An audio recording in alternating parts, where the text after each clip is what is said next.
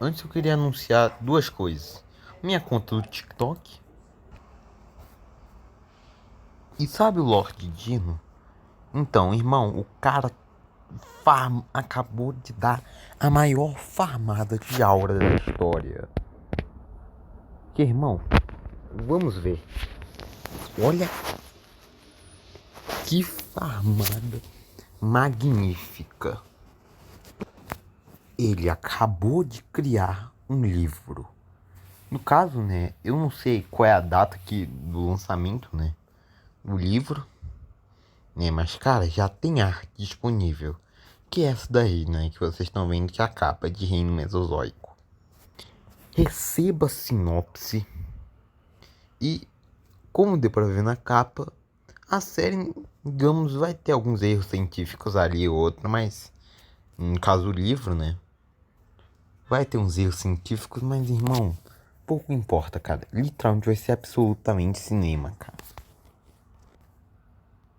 Receba espécies que estarão. Então, né, é isso que eu queria anunciar aqui, né. Ainda tem outras coisas, né.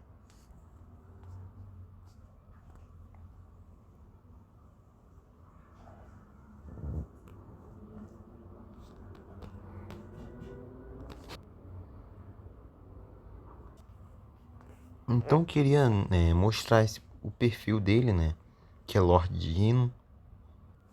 Então bora pro assunto do vídeo. Vim aqui analisar o novo episódio de... Que porra!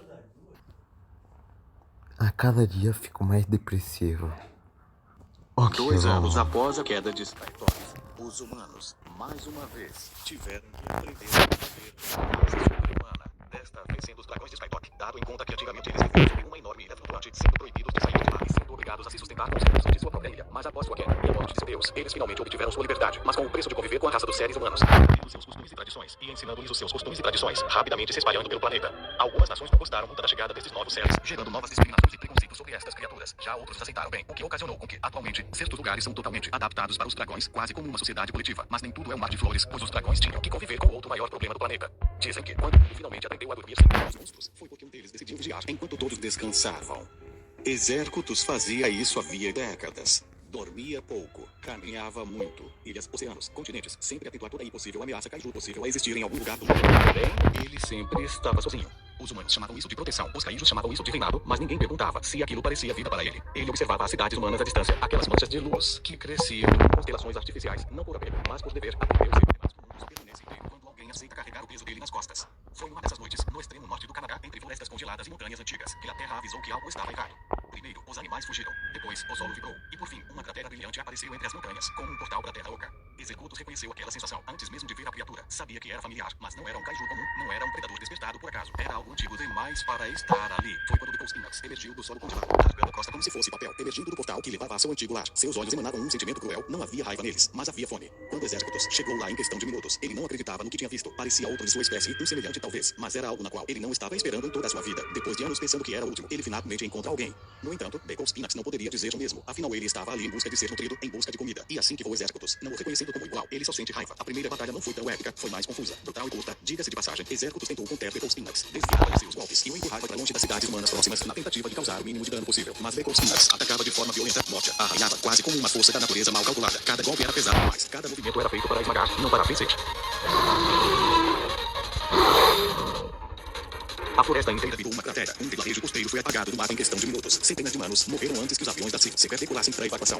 Quando o confronto terminou, nenhum dos dois venceu. Depois Spinax recuou, afundando novamente na terra e cavando um túnel de fuga. Exércitos ficou para trás. Mesmo Depois Spinax sendo fisicamente bruto, ele era surpreendente e rápido na escavação. E pela primeira vez em séculos, Exércitos sentiu algo que não sentia desde o genocídio de sua espécie. O reconhecimento, a esperança e a incredulidade de não ser o último. Não era amizade, isso tanto, e nem era a esperança também, mas era algo mais parecido com a dor desconfortável de ver algo que poderia ter sido ele. Nas horas seguintes, os humanos fizeram o que sempre fazem quando entendem que algo saiu do controle. Correram atrás de explicações. Alguns dos funcionários da CIV descobriram rápido demais sobre o tal Kaiju novo, Beagle Spinax. Devido à sua semelhança com exércitos, não havia saído da Terra Oca por curiosidade, nem por disputa territorial ou status de predador alfa, ele estava morrendo. A energia dos cristais ancestrais e das frutas Kaiju que ele consumia a rodo na Terra Oca haviam moldado seu corpo além do equilíbrio. Cada célula exigia mais e mais radiação, mais e mais matéria viva, coisa que a radiação da Terra Oca já não produzia mais o suficiente. Mas a superfície, ela era. Cidades humanas não eram lares para ele, eram reservas de energia ambulantes, e Exércutos entendeu isso antes mesmo que os humanos terminassem os cálculos. E nisso partiu algo dentro dele, porque, no fundo, ele sabia, se tivesse tido aquela chance no passado, se tivesse acesso àquela energia, talvez sua espécie não tivesse acabado, talvez ele próprio tivesse escolhido o mesmo caminho. Algumas horas depois, Beagle Spinax foi notificado pelos satélites da Cíntia no deserto do Saara, lugar curioso considerando que não tinha nenhuma fonte de energia lá. Talvez ele só foi parar lá, como uma rota de fuga mesmo, mas Exércutos foi em sua direção.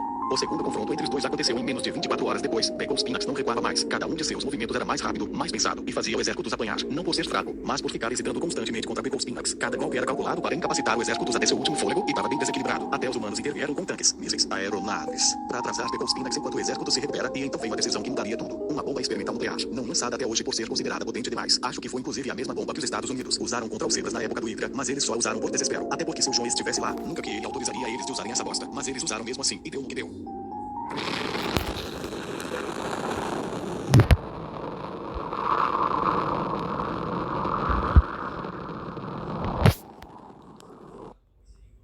Cinematográficos, amigos. Absolute, cara. Só digo isso. Tá muito bom, cara. Tá muito bom esse episódio, cara.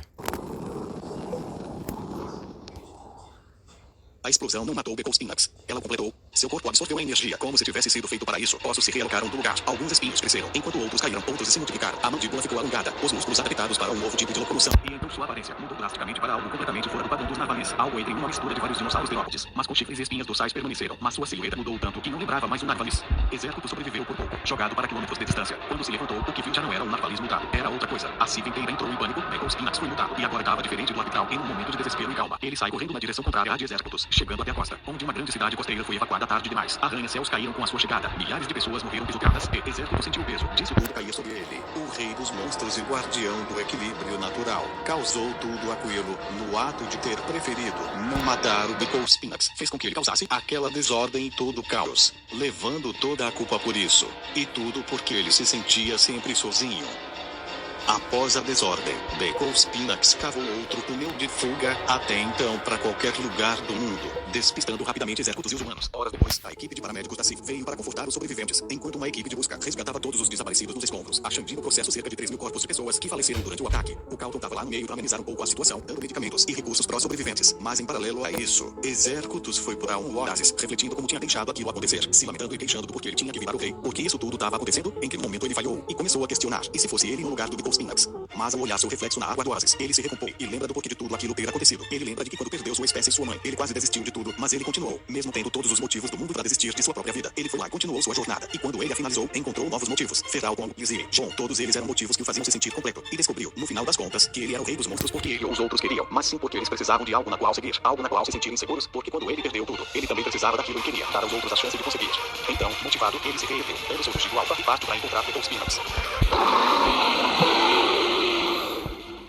Algumas horas depois, Exércitos nadava ronda pelo planeta, seguindo quase que as mesmas assinaturas de radiação que Beagle Spinax emanava, tentando seguir inclusive seu cheiro, que levavam direto para a Antártica, o lugar mais frio do mundo. E chegando lá, ele não encontra quase nada, já que o continente é meio desértico, mas Beagle Spinax apareceu, e então tiveram seu confronto final. O gelo se partia à medida que ambos apanhavam, o oceano negro abaixo da camada do chão de gelo tremia junto com suas pisadas. Beagle Spinax atacava, como se quisesse destruir o mundo só para provar que podia, enquanto Exércitos lutava com quem tenta impedir uma tragédia inevitável. Ele ainda não queria matar Beagle Spinax, mas também não queria que ele continuasse mantendo ele ali. A luta continuava acirrada com momentos onde Beagle Spinax provou ser fisicamente mais forte que o próprio Exércitos, mas não teve jeito. No golpe final, ao tentar conter uma investida que partiria um iceberg inteiro, Exércitos deu um soco tão poderoso no chão que acabou se criando uma enorme cratera, abrindo um buraco que levava até a Terra Oca, onde acidentalmente empurrou Beagle Spinax para as profundezas desse buraco, mas não antes de segurar seu braço sobre a beira, deslocando o braço de Beagle Spinax no processo e fazendo os dois se encararem frente a frente, enquanto Beagle Spinax está pendurado sobre os braços de Exércitos. Beagle Spinax encara o Exércitos com ódio e repulsa, como se o prometesse de morte, mas Exércitos enxergava Beagle Spinax com um olhar de pena, pois sabia que ele estava distorcido demais para ser um traidor. Mas seu senso ético impediu de matá-lo, por aí então enxerga-lo com um de sua espécie, e então, com um grande pesar em seu peito, Exércitos desiste de salvar Beagle Spinax, soltando seu braço e o derrubando do buraco. O corpo de Beagle Spinax caiu, seu rugido ecoando pelas paredes, e assim que chega no fundo a energia do portal suga de volta à Terra Oca. Minutos depois, um silêncio toma conta de todo o ambiente. Para Exércutos não foi uma vitória. Afinal, um dos quais ele se considerava de sua espécie se perdeu para sempre. Exércutos permaneceu ali por horas, imóvel por luto, porque pela primeira vez em milhões de anos, ele não era o único sozinho. Mas isso não durou tempo suficiente, e agora, ele era de novo o último de sua espécie. Mas essa experiência traumática o fez refletir que, se Beco Spinax veio da Terra Oca e Exércutos, até então, nunca foi pra lá, tem uma remota chance dele acabar encontrando algo que o satisfaça. Talvez algo que não o faça se sentir tão solitário. Talvez, mais um de sua espécie, mas ele não se aprofundou muito nesse pensamento, e com tristeza, partiu em direção à sua casa. Mas no meio do caminho, ele sentiu uma energia estranha vindo da Ilha da Caveira, lá de seu melhor amigo, Feralgondo, e partiu até seu encontro para ver o que estava acontecendo lá. Mas uns dias depois, quando o mundo começou a se reconstruir, algo se mexeu nos confins da Terra Oca. Ferido, deformado e ainda vivo, Beco Spinax festejava entre as fluentas da Terra Oca com o ombro deslocado, absorvendo lentamente o que restava de energia dos cristais ancestrais, não como um navaliz, não como um erro, mas como algo novo, esperando o dia em que ele voltaria a se encontrar com Exércutos de novo e matá-lo definitivamente. Caramba, velho. Que episódio. Só digo isso. Então, família, parece que o próximo episódio vai finalizar, né, a segunda temporada. E será o dono da Ilha da Caveira, né?